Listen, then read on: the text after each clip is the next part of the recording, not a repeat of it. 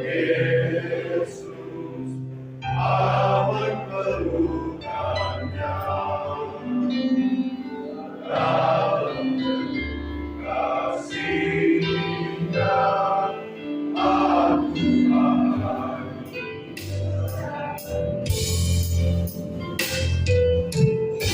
Mencapkan masa depanku, bertemu dengan harapan.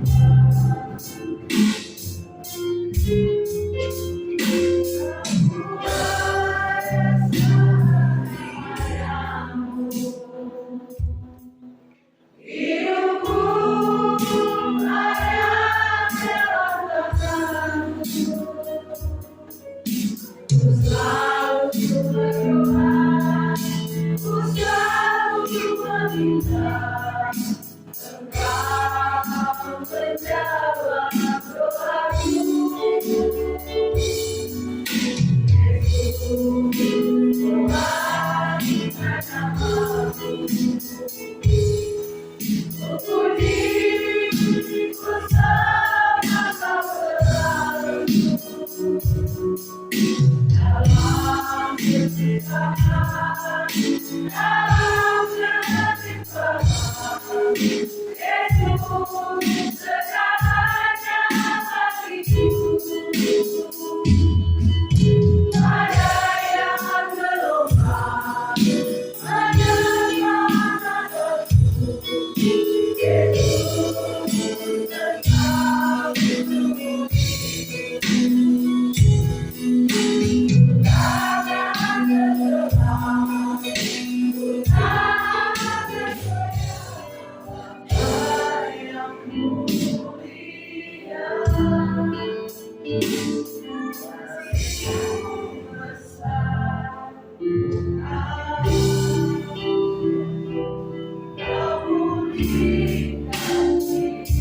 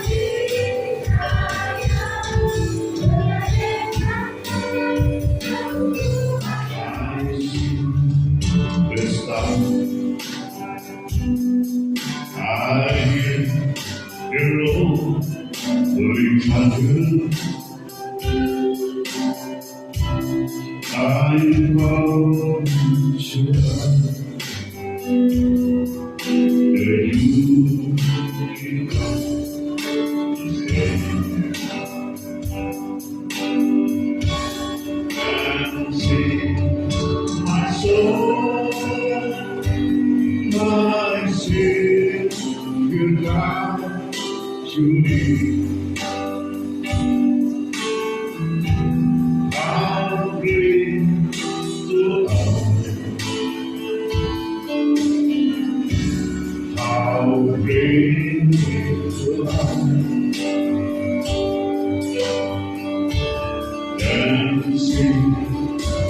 soul worships you, God, to you. How great you are! How great you are! You are great. Hati kami gemelah dan bunyiku.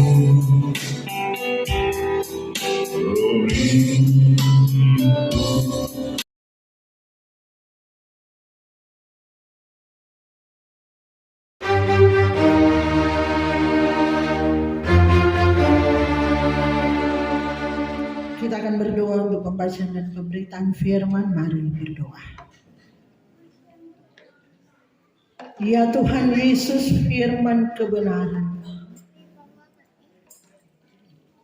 kami telah siap dengar suara-Mu berbicara untuk kami. Kami mohon Engkau hadir, nyatakan kebenaran-Mu untuk kami,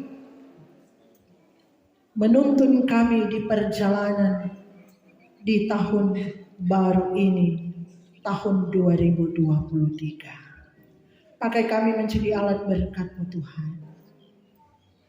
Kuasai kami semua dengan Roh Kudus-Mu, agar benar-benar kami dengan tenang penuh sukacita menyambut kebenaran firman-Mu pada saat ini.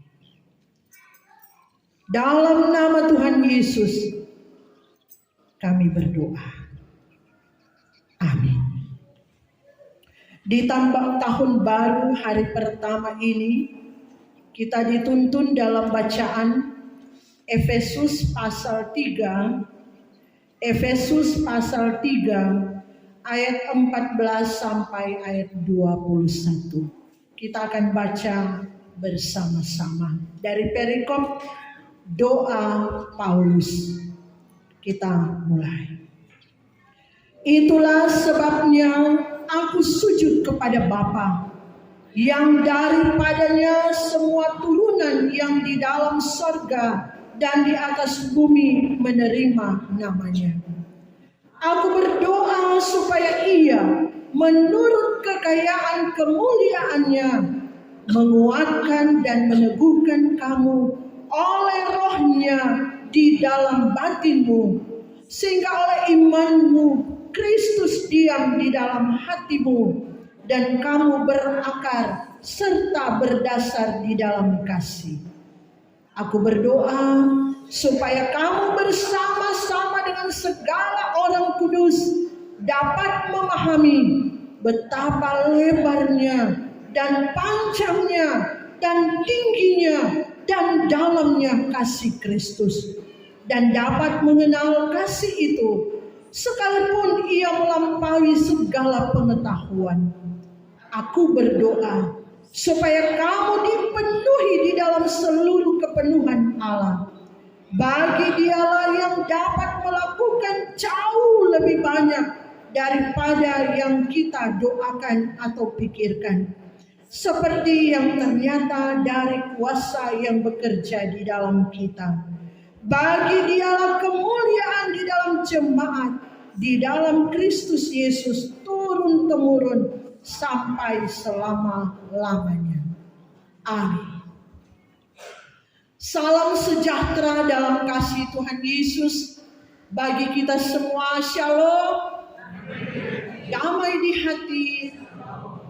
Puji Tuhan, orang semua penuh damai sukacita karena boleh ada di hari pertama di tahun yang baru ini, tahun 2023. Kita punya Allah yang dahsyat, Allah yang luar biasa, Allah yang terus ada dan hadir bagi kita. Dan kita percaya bahwa Tuhan Yesus, Allah Bapa di sorga, Allah Yahweh dan Roh Kudus, itu bukan hanya cerita fiksi atau hayalan saja. Kita percaya Allah kita adalah benar-benar fakta dalam sejarah yang ada. Dalam Lukas pasal 2 dan pasal 3, di situ disaksikan ketika Yesus lahir dan dalam pelayanannya. Jelas bahwa Allah kita adalah Allah yang hidup. Nah, saudara-saudara, ketika Yesus lahir, membuktikan fakta sejarah yang ada, yaitu ketika waktu itu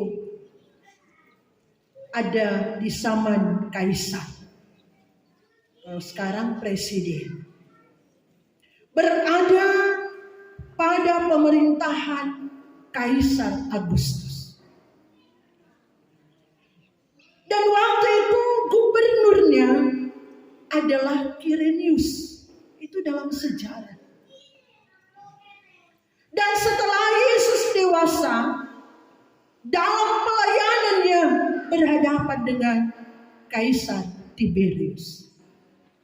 Gubernur pada waktu itu ada Pilatus, ada Herodes, ada Filipus, dan seterusnya. Jadi benar-benar Allah yang kita percaya di dalam Tuhan Yesus adalah benar-benar suatu fakta. Bukan fiksi atau hayalan. Sekarang ini kita masuk di tahun yang baru, tahun Masehi. Masehi ini adalah bahasa Arab. Kita berada di tahun Masehi. Bahasa Arab menunjuk pada Al-Masih. Artinya Mesias yang diurapi. Mesias yang diurapi itu adalah Yesus Kristus. Jadi kalau gereja kita, gereja Masehi Injil di Minahasa. Masehi artinya Mesias. Adalah Yesus Kristus. Itu berarti gereja kita adalah gereja Yesus Kristus, Mesias. Seluruh dunia, baik Kristen maupun non-Kristen, suka atau tidak suka, tetap gunakan tahun Masehi. Ini sungguh luar biasa. Menggunakan tahun Yesus, walaupun ada yang tidak suka dengan Tuhan Yesus, tapi tetap saja mereka gunakan tahun Yesus. Agama lain punya hitungan tahun Hijriah. Tapi tetap mereka gunakan tahun Masehi. Bukti bahwa Allah kita adalah Allah yang hidup. Bukti bahwa Allah kita adalah Allah yang dahsyat, Allah yang luar biasa. Kelahiran Tuhan Yesus sampai kedatangan Yesus, kapanpun itu, pakai tahun Yesus atau tahun Masehi. Tuhan Yesus kita adalah Tuhan yang ajaib. Tuhan yang luar biasa. Ada banyak kalender, ada kalender Cina dan sebagainya. Saudara-saudara, ini mau menunjuk bahwa Allah kita Allah yang dahsyat. Dan seluruh dunia tertuju pada Tuhan Yesus sebagai pusat kehidupan, baik di sorga maupun di bumi. Orang mengarahkan hidup hanya kepada Tuhan Yesus. Di ayat 15, yang daripadanya semua turunan yang di dalam sorga dan di atas bumi menerima namanya. Semua turunan di sorga maupun di bumi. Turunan di sini menunjuk pada tingkatan. Semua turunan. Keluarga punya tingkatan. Keluarga Allah yang ada di sorga punya tingkatan. Keluarga Allah di bumi, orang-orang percaya di bumi punya tingkatan. Menerima namanya. Nama Tuhan Yesus. Saudara-saudaraku yang dikasihi Tuhan, dalam bagian bacaan ini, Paulus berdoa supaya semua umat menerima namanya, nama Tuhan Yesus. Kenapa? Kenapa Paulus berdoa begitu serius? Kalau dikatakan dalam bacaan tadi, bahwa Paulus dia sujud berdoa. Dia sujud berdoa karena dia tahu bahwa keselamatan itu hanya di dalam nama Tuhan Yesus. Ada banyak cara orang berdoa. Ada yang duduk, ada yang berdiri, ada yang berlutut, ada yang sementara berjalan. Cara-cara orang berdoa. Tetapi di sini dikatakan bagaimana Paulus dia sujud. Berbicara sujud itu berarti sampai ke tanah. Dia sujud berdoa. Menunjuk betapa seriusnya Paulus di hadapan Tuhan. Betapa pentingnya doa itu di hadapan Tuhan. Dan ini mau mengajak kita, kalau benar-benar mau menerima Yesus, jangan setengah-setengah. Menerima Yesus harus penuh. Dalam ayat 19b, aku berdoa supaya kamu dipenuhi di dalam seluruh kepenuhan Allah. Harus sungguh-sungguh. Terima Yesus, jangan rasa-rasa. Sampai pada akhirnya kita akan berani berkata, mati demi Kristus. Saudara-saudara, sebenarnya banyak orang yang menerima Tuhan Yesus, tapi ada juga yang menolak. Yang menerima Tuhan Yesus, yang cuma rasa-rasa, yang menolak. Kenapa? Karena dosa. Karena kegelapan masih besar menguasai hidupnya. Kegelapan masih besar menguasai hidupnya. Mari kita baca dalam Yohanes pasal 3. Yohanes pasal 3 ayat 19 dan ayat 20. Yohanes pasal 3 ayat 19 dan ayat 20. Dan inilah hukuman itu. Terang telah datang ke dalam dunia, tetapi manusia lebih menyukai kegelapan daripada terang, sebab perbuatan-perbuatan mereka jahat. Sebab barang siapa berbuat jahat membenci terang dan tidak datang kepada terang itu, supaya perbuatan-perbuatannya yang jahat itu tidak nampak. Terang sudah ada, tapi banyak orang yang menolak, banyak orang yang tidak mau menerimanya. Saudara, banyak yang lebih suka dalam kegelapan. Gelap adalah simbol dari kuasa jahat. Dan kalau orang mau hitung, mau presentasi, masih gelap yang lebih besar. Masih kuasa jahat yang lebih dominan. Sementara terang, sementara Yesus Kristus kecil sekali. Ini suatu fakta yang orang saksikan, yang orang lihat dalam kenyataan hidup. Nah, saudara-saudaraku yang dikasihi oleh Tuhan, ayatnya yang ke-17. Ayat 17 dalam bacaan kita. Sehingga oleh imanmu Kristus diam di dalam hatimu dan kamu berakar serta berdasar di dalam kasih.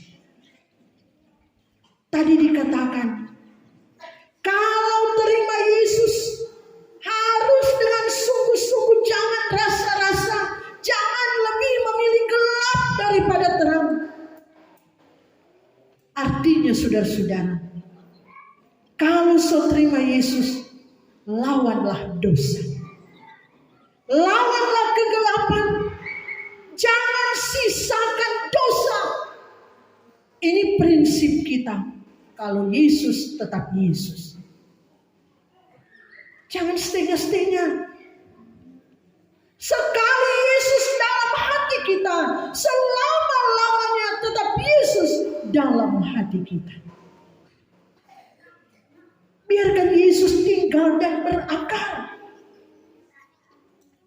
Berakar di dalam hati kita, anak-anaknya.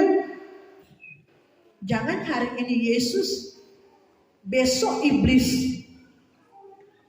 Hari ini terang, besok gelap. Harus benar-benar berakar. Kalau berakar, tidak bisa dicabut sampai kita mati. Kalau Yesus sudah berakar di hati kita, sangat sulit untuk dicabut. Sekali lagi, apapun yang terjadi dalam hidup kita, jangan pernah ragukan Yesus. Dia Allah yang ajaib, dahsyat. Dia benar-benar Allah yang hidup. Kita tidak tahu apa yang akan terjadi di tahun 2023. Ada prediksi tahun 2023 ada resesi yang besar. Kita tidak tahu apa yang akan terjadi tahun 2023. Serangan-serangan iblis kita tidak tahu. Kita tidak tahu dengan masalah ekonomi kita. Kita tidak tahu dengan kesehatan kita. Kita tidak akan pernah tahu dengan hidup rumah tangga kita. Hidup suami, istri, anak-anak orang tua kita. Kita tidak tahu.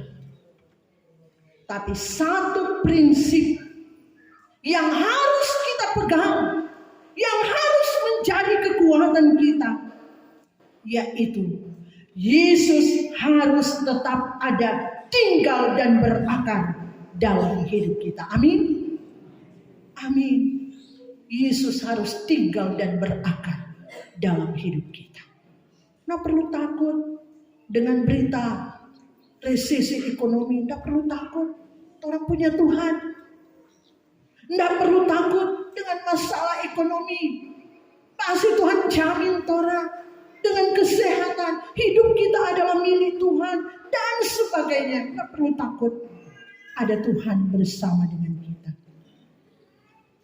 Nah, bagi kita yang masih ragu-ragu, bagi kita yang masih setengah-setengah hati, so Kristen belum sungguh-sungguh. Ingat, Yesus mengasihimu. Yesus mengasihimu. Datanglah kepada Tuhan Yesus. Dia sungguh mengasihi engkau. Ayat 18. Aku berdoa supaya kamu bersama-sama dengan segala orang kudus dapat memahami betapa lebarnya dan panjangnya dan tingginya dan dalamnya kasih Kristus. Artinya, kalau orang di tahun-tahun sebelumnya belum serius dengan Tuhan, sekali lagi, Tuhan mengasihimu. Tuhan mengasihimu. Jangan jadi Kristen hanya karena agama, karena keturunan. Yesus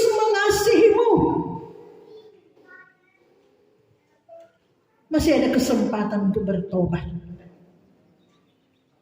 Jangan orang bilang, Tuhan tahun 2022 terlalu banyak kejahatan yang kita backing. Tuhan kita begini dan begitu di tahun 2022. Masih ada kesempatan. Mungkin orang bilang, Tuhan kita sangat berdosa, sangat berdosa. Tuhan mengasihimu. Yesus siap menerima dan tinggalkan dosamu. Tahun 2023, kesempatan untuk hidup baru di dalam Tuhan. Masa lalu yang menjijikkan, masa lalu yang kotor, yang jorok. Ingat, betapa besar kasih Tuhan pada kita. Tadi dikatakan, kasih Tuhan yang tak dapat diukur oleh apapun. Kasih Tuhan yang luar biasa. Betapa lebarnya, betapa panjangnya, betapa tingginya kasih Tuhan bagi kita. Karena itu saudara-saudara, kalau mau datang pada Tuhan, pasti Tuhan terima kehidupan kita. Asal orang benar-benar perbaharui kehidupan kita di hadapannya. Ada pembaharuan hidup, metanoia, pembaharuan yang sungguh. Pikiran kehendak kita benar-benar dibaharui oleh Tuhan. Kalau Tuhan boleh mengasihi kita tanpa batas, dan kita menerima Dia di hati kita, di batin kita, maka tadi dikatakan, oleh imanmu Kristus diam di dalam hatimu, dan kamu berakar serta berdasar di dalam kasih. Berakar teguh di dalam kasih Tuhan, tidak goyah. Memang sebagai manusia daging, orang ini cuma tanah liat. Kadang kita tidak bisa buat apa-apa.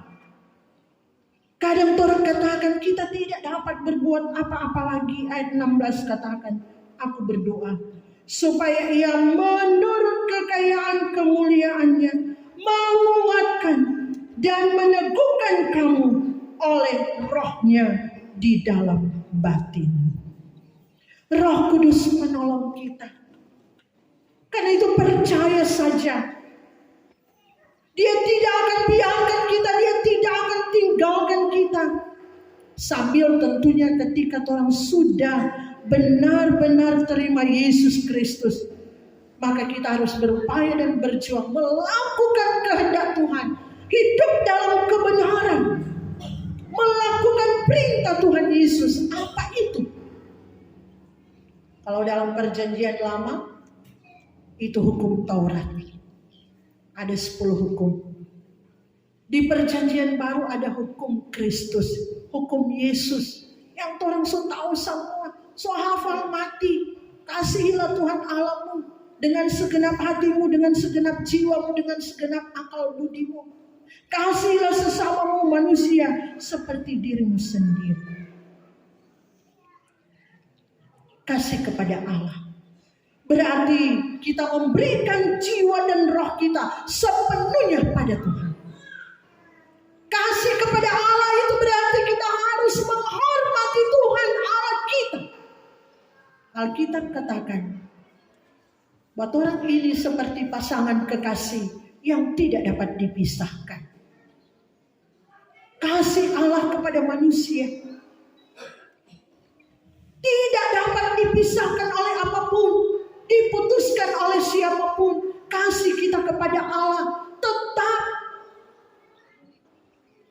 Kita terus saling mengasihi, mencintai. Kalau orang saling mengasihi, terus dia mencari dan mencari. Makanya kita harus terus dan terus mencari Tuhan. Cari, temukan Tuhan di sepanjang kehidupan kita. Kalau Tuhan kasihnya tanpa batas, kita yang kadang tidak setia pada Tuhan, pasti Tuhan marah. Pasti Tuhan tidak suka. Apa ruginya orang dekat dengan Tuhan? Apa ruginya orang dekat dengan Tuhan? Tahun 2023 ini mengajak kita, mari berdekat-dekat dengan Tuhan. Jangan berjauh dengan Tuhan. Orang berdekat dengan Tuhan, anak-anak muda, jangan berjauh Pak Tuhan. Ingat kalau orang terpisah dan bergabung dengan kawanan iblis, kawanan serigala, kita akan diterkam, kita akan binasa. Anak-anak muda, berdekat dengan Tuhan. Demikian tentu bapak-bapak, ibu-ibu, anak-anak, berdekat dengan Tuhan. Jangan berjauh Pak Tuhan. Kalau orang berjauh pasti kita akan binasa. Tapi juga bapak-bapak, ibu-ibu, di tahun baru ini awasi orang anak-anak, jangan sampai terpisah dari kawanan keluarga Allah. Jangan akan menjadi mangsa iblis. Berdekat sungguh-sungguh dengan Tuhan. Kalau dalam konteks bacaan kita, berdoa, bersekutu dengan Tuhan, jangan lalai. Tidak ada cara lain untuk kita selamat. Caranya hanya di dalam Yesus Kristus. Dalam Filipi 2 ayat 10 dan 11. Cuma di dalam Tuhan Yesus, iblis pun pasti akan bertekuk lutut. Semua lidah akan mengaku Yesus Kristus adalah Tuhan bagi kemuliaan Allah Bapa. Nah, saudara-saudara, kalau kita mau selamat di tahun 2023, pegang Tuhan Yesus. Taruh Tuhan Yesus sampai berakar.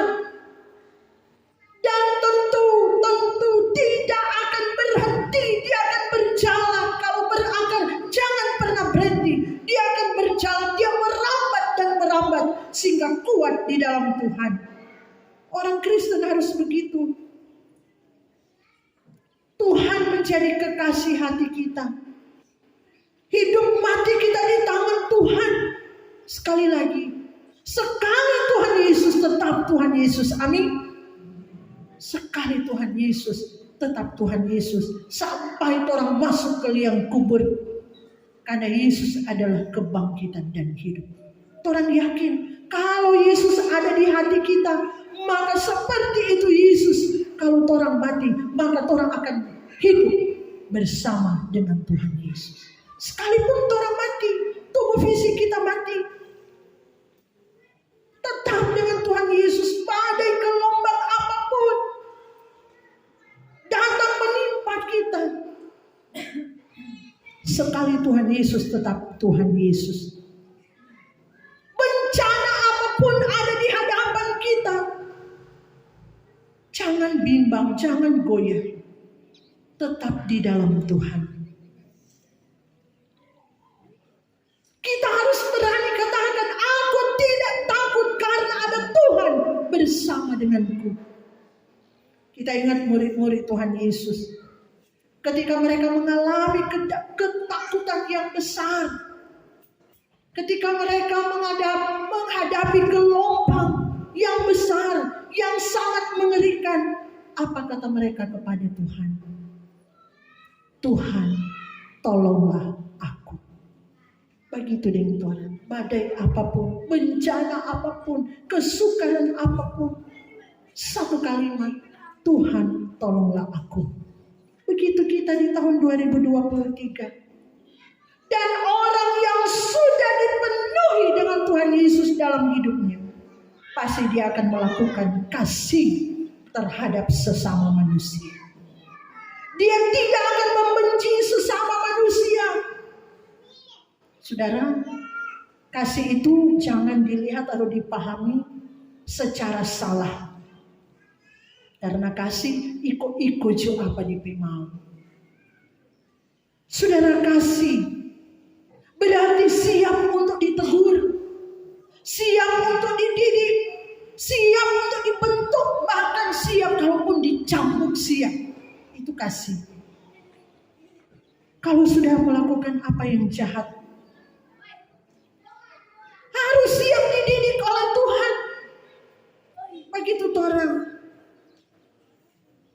Orang sebagai orang tua, orang mengasihi anak kita. Tapi anak, kita sayang sekali, orang sayang sekali. Maka kalau bikin kesalahan, ya mesti didik, mesti tegur. Jangan babiar di dosa. Kasih tahu yang benar.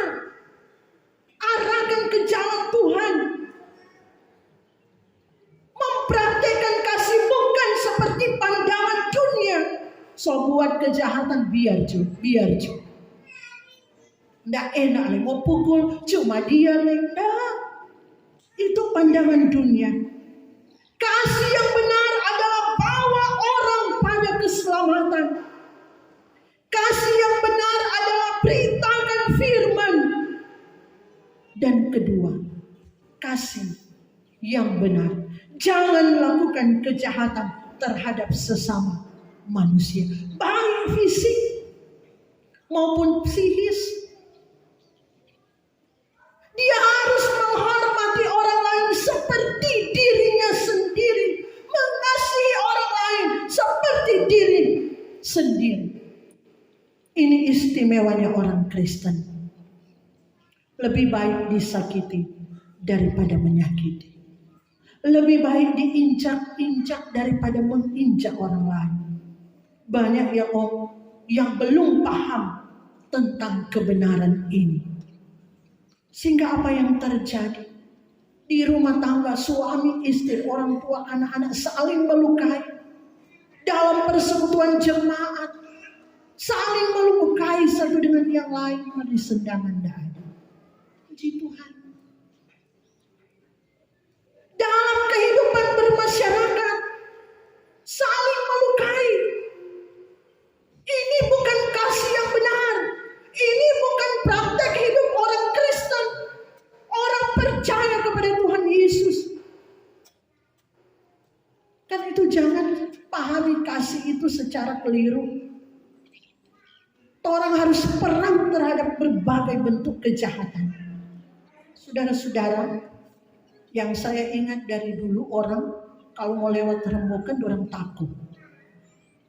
Dan akhir-akhir ini soal aman-aman. Saya sepanjang di Rembokan, tiap orang tanya, enggak apa-apa mau Nija pulang malam. Enggak, Rembokan aman, Rembokan aman.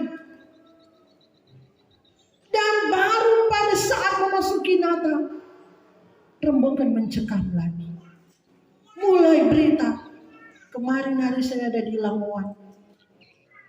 Tanya, bagaimana mau cepat pulang dan sebagainya. Orang di gereja, kuntua seumumkan so ada seruan untuk sekarang jangan lewat-lewat dulu Rembokan. Bayangkan itu.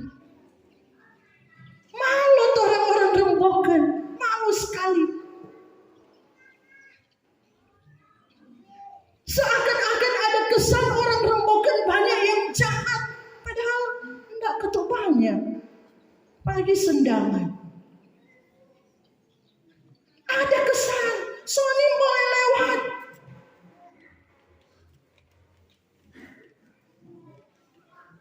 Rembokan. Seakan-akan jadi ikon mata orang. Dengan kejahatan yang ada. Tapi kita aminkan, kita percaya. Sendangan, jemaat Sion sendangan. Orang baik di mata Tuhan. Amin. Amin. Karena itu anak-anak muda, bapak-bapak, jangan ikut-ikut rame di kejahatan. Biar jodoh orang sendangan yang kecil, orang mampu jadi berkat, orang mampu bercahaya. Itu luar biasa. Luar biasa. Sehingga orang keluar, sampai ini kita bilang, nah apa-apa kok lewat di Rembokan. Iko jodang di sendangan kalau mau takut. Tapi iko jodang di sendangan, di bawah. Karena di sendangan baik-baik. Nah saudara-saudara, mari orang berupaya. Dari mana datangnya semua itu? Kebaikan. Orang mampu jadi berkat dari diri kita sendiri. Dalam dasar mengasihi Tuhan. Yesus ada di hatiku. Yesus berakar di hidupku. Saudara-saudara, ayat 20. Bagi dialah yang dapat melakukan jauh lebih banyak daripada yang kita doakan atau pikirkan, seperti yang ternyata dari kuasa yang bekerja di dalam kita. Nah, saudara-saudara, kita manusia terbatas adanya. Tapi Tuhan tahu segala-galanya. Tuhan tahu apa keperluan kita. Tuhan tahu air mata kita. Tuhan tahu doa kita. Tuhan tahu ketika kita menangis. Menangis kebahagiaan. Menangis dalam pergumulan. Tuhan tahu. Melangkah di tahun 2023. Tuhan tahu dengan kita. Karena apa? Tuhan melampaui apa yang kita pikirkan. Tuhan lebih dari segalanya. Karena itu di ayat 21. Bagi dialah kemuliaan di dalam jemaat dan di dalam Kristus Yesus turun-temurun sampai selama-lamanya. Bagi dialah kemuliaan. Tujuan hidup kita hanya Tuhan Yesus. Terpuji namanya.